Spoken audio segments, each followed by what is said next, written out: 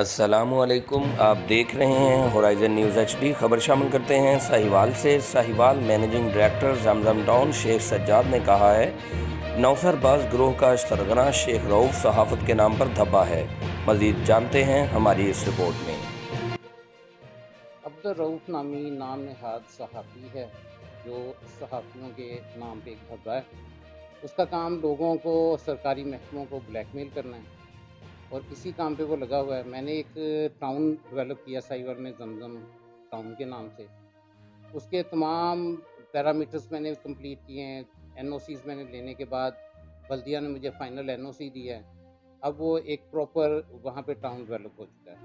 यहाँ पे उसने फ्रॉड से एक प्लॉट किसी थर्ड पार्टी से लिया और उस पे नाजायज़ काबूज़ हो गया।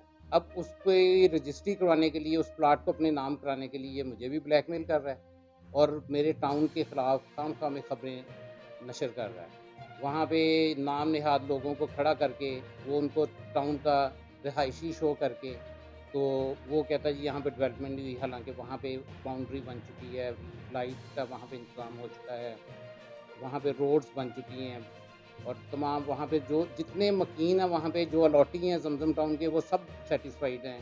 हर तरह से वो खुश हैं कि वो हो रहा है। अब मैं उन लोगों की रजिस्ट्रियाँ करवाता हूँ तो इसको ये तकलीफ़ होती है कि जिन लोगों ने पैसे खर्च करके प्लॉट लिए, किस्तें मुझे अदा की हैं, उनको रजिस्ट्रियाँ क्यों होती हैं?